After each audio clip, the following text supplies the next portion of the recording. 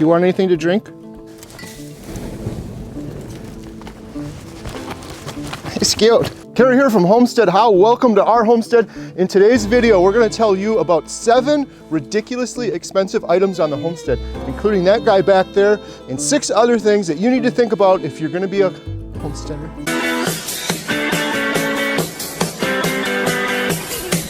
If you're new to our channel, thank you so much for stopping by. We've been homesteading here in central Wisconsin for about 7 years. My family of 6 and I, and we recently purchased our beloved small town movie theater. Welcome to Montello Theater. I'm getting the fire ramped back up. It was going good last night. We're up to 180 degrees. And over the last 7 years, we've had to make a lot of big purchases on our homestead, including this. This is our outdoor wood burner. This thing holds a couple hundred gallons of water. It heats multiple units. It heats our Airbnb rental. It heats our entire house. It heats all of our water. This costed us $17,000, ridiculously expensive. However, I don't look at it that way. I look at it like an asset. If you pan over there, you can see our 2 kind of junky cars. And a lot of my peers out there, when they hear I paid $17,000 for this, they think, no way, I could never afford it. Meanwhile, they're driving a $30,000 or $40,000 car. They got $1,000 a month worth of payments for their car and their expensive insurance and all that. We paid $1,500 for a minivan 5 years ago, paid for it cash. I've never had another payment since.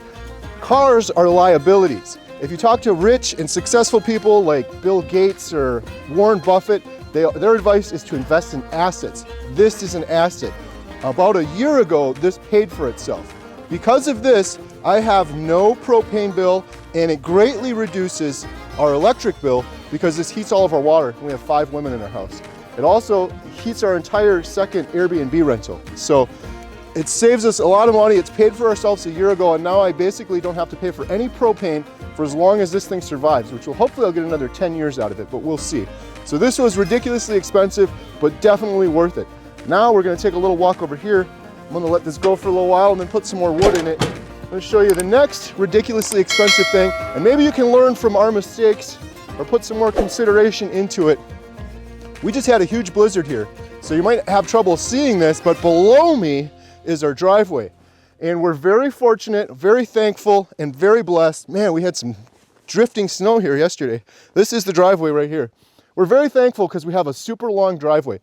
Our property is tucked way back on the corner of our 20-acre lot.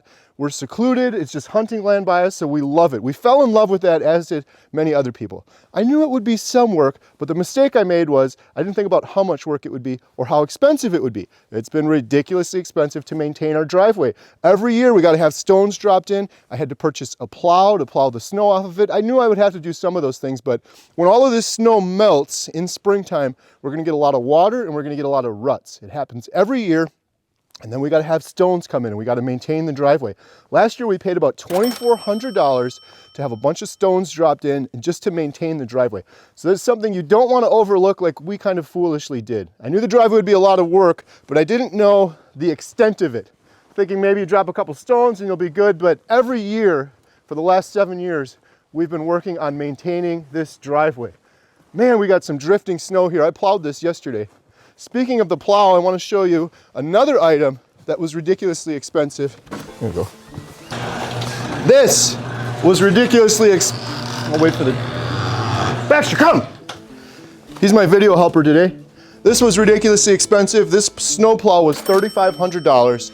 Another mistake I made on the homestead was I tried to go cheap early, and I bought an old tractor from the 1960s. And it was a cool tractor, and we did stuff with our garden, and we made some trails with it, and I used it to clear the snow. I froze my butt off. It was horrible. It took a really long time. It was inefficient. So we put the money in and we invested in this. I've had it for several years now, and one of the best things I've purchased. Of course, it was expensive, but again, I look at this like an asset.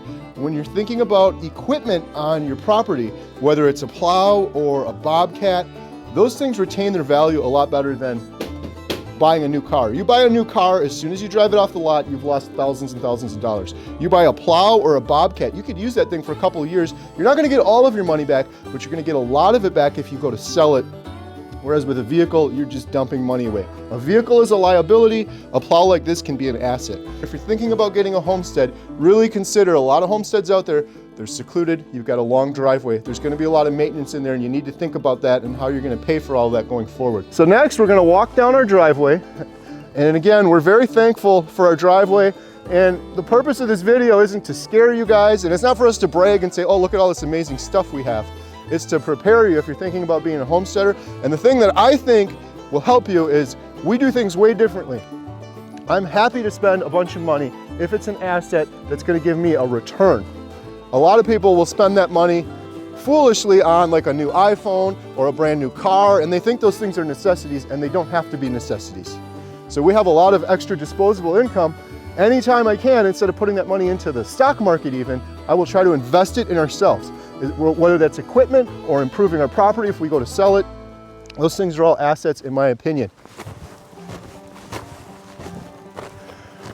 Of course, one of the most expensive, ridiculously expensive items is going to be your property itself. This is our homestead. We're on 20 acres. We're very fortunate, very thankful for it. We purchased this place 7 years ago, and of course it was very expensive. How did we achieve that? We bought a fixer-upper. This thing required a ton of work. It's a two-family. The upstairs is an Airbnb rental. We turned it into an Airbnb rental, and it's been a profitable asset for our homestead ever since. It's one of the best decisions I've ever made. That's the advice I give people. If I were starting over fresh with a homestead today, I wouldn't purchase a property unless there was potential for an Airbnb rental, whether that's an attic that could be converted into an apartment or a basement or a mother-in-law suite, some way to divide the house up. I would not get a homestead without that. Our Airbnb rental has made us, on average, $2,000 a month for 6 years now. $2,000 a month that we can put towards our tax bill, that we can put towards food, groceries, entertainment. It's helping pay for the property, and it's completely on autopilot. So that's one of the things I always tell people is if you're thinking about getting a homestead, consider one with rental potential. Baxter, what are you doing, buddy? Come on. Bax, come. Good boy. You're a good boy. You're a good boy. We have a snow day today. The girls have off of school. Baxter loves the snow day. I was just looking back on our YouTube channel, and one kind of cool thing was 7 years ago, our very first YouTube video was that little chicken coop right there. Jen and I built that, and that was our first video we ever did. Here we are 7 years later, hundreds of videos later. Our channel's had over 13 million views. We're at about 90,000 subscribers. Another ridiculously expensive thing on our homestead, and a big mistake that you can learn from us, is fencing. Boy, did we make some mistakes with fencing. We started out with our chicken coop and our garden, and we used this welded metal fencing that you can see is already breaking apart here. It's all patched down here, and it's been a mess. And I'll tell you what, it will not hold in goats whatsoever. We had the whole goat area with that. They kept getting out, they would chew through it, they would break through it, they would jump over it. Yeah, you. So we upgraded and we got this. This is steel fencing. I believe the cost was around $3,000. This whole area is fenced in. Ridiculously expensive, but it's the proper fencing for goats. It keeps the goats in. And again, I'm willing to purchase it because I look at it like an asset. If I go to sell this property now, imagine, and I'm not thinking about selling it, but eventually everyone sells your property. If I were to sell this property, stop eating my hood, and it just had this crappy fencing on it, it could lower the price. It'd be like, it's all a bunch of junky fencing. But if you come in and you see this fencing, this is great fencing. This fencing is steel, it's coated, it's gonna last a lifetime. We have this area for the goats. We have a little doorway here, and then we have this whole area here. We're thinking about getting pigs at some point, and we have that whole section over there. We're also thinking about getting Baxter. Baxter, come on! What's he doing? Baxter, come! He's trying to get over the fence. Come on! Do it! Come on! He doesn't realize he can go around. So something to think about on your homestead, you're gonna get livestock, you're gonna get chickens. Fencing is a big, big expense. And if you do it cheaply, like we did, you're gonna end up paying for it in time and money, because you're gonna have to spend a bunch of time patching it and fixing it, and ultimately you're gonna end up replacing it like we did. For Run Dog Kennel, it's over that way. I'll show you a little clip on the screen. We built that on our property. It's a completely off-grid building. It's got solar panels, there's no electricity bill. Jen runs it with the girls. We've got dogs in there right now. It's been a profitable business for several years for us. Total all-in was about $10,000 for that. We did all of the work ourselves. It's got solar panels, so there's no electric bill ever. We've already gotten that $10,000 back, and now it's pure profit. Every single time we have a dog in there, it's pure profit. Other than our time going in there, it's just money coming in. Recently, someone asked me, what does homesteading mean to you? To me, it means living and sustaining yourself 100% from your own property. You never have to leave. We've done that for 7 years. Jen and I have never had to leave the property and take outside work to support our homestead. Our Amish friends do this way better than we could because they grow all their own food. They don't even have to really go to the grocery store if they didn't want to. We're trying to be like the Amish, but we're doing it in a more modern way with our Airbnb, our dog kennel, and other businesses. Think about when you spend your money, you're sacrificing your freedom. If you go buy that new fancy car and you like it, that's fine, go for it, but you're sacrificing a ton of freedom. You're gonna have to continue working and paying that and stressing over that every single month. I would rather take that money and put it into an asset that's gonna grow and grow and grow. The stress goes down, the anxiety goes down, and every month you have money coming in. We're gonna go inside. I'm gonna show you one of the coolest things and very expensive things we bought on our homestead. It's one of our favorites. You guys are gonna wanna see this one. So this weekend at the movie theater, we've been having a blast at the movie theater. Thank you so much for everyone that's come out and said nice things to us, and we got repeat customers. We're playing Ant-Man this weekend, Avatar next weekend, and we've got some really good movies coming out this summer I'm excited for. There's so much history at the theater. If you want to learn more about it, just ask me. If you come in a little bit early, I can give you a little tour and show you around the property. We've got our museum exhibit in the lower level, but my girls and Jen and I have been having a blast running the movie theater. It's been a dream come true, and we wouldn't be able to do it without all of you, so thank you so much. All right, we're inside the homestead. Come over here. This was ridiculously expensive, and you guys are probably like, why do you have this if you have an outdoor wood burner? I can't fully answer that. This is nice to have if you want to go completely off-grid. This is a Kitchen Queen. Our good Amish friends, we've done several videos with them. I'll leave a link in the description below.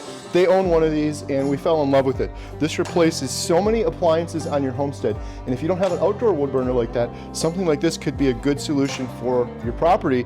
This will heat our entire house down here. It won't heat our upper second unit, which is why we have the outdoor wood burner. It's a wood stove, so it replaces your furnace. This thing is huge and very heavy, and it's a heat sink. I've owned 5 or 6 or 7 wood stoves over my life. This puts out more heat than any of those. The heat gets all the way down to the bedrooms back there. So this will heat up the entire house. You can cook on it. It's a stovetop right here. You can cook really hot, medium, low. It's an oven. You pull this little lever out here. It lets the heat go into the oven area, and you can bake bread, you can cook food, you can roast vegetables, you can cook in there. This they call the Amish microwave. You put your bread or pies or whatever inside there. It keeps them nice, toasty, and warm. And it also replaces your water heater. There's a tank on the back, tank on this side, tank on that side. You heat up the water, you turn this, and you've got hot water. This was about $4,000, $4,500. Very expensive. This is something we're gonna have for a lifetime. I like having this because if we were to ever have to go like an off-grid situation, we have all of our appliances and heat covered indoors. Of course, it's not gonna heat our upstairs second unit, but. So that was 7 ridiculously expensive items we purchased on our homestead, but now you need to know, how do we pay for all of those things and how can you pay for them? We have several different businesses we run from our homestead, and you're gonna need to watch this video in order to see all of our businesses and how much money we make from them, give you some ideas for how you can profit from your homestead as well. Thanks a lot for watching.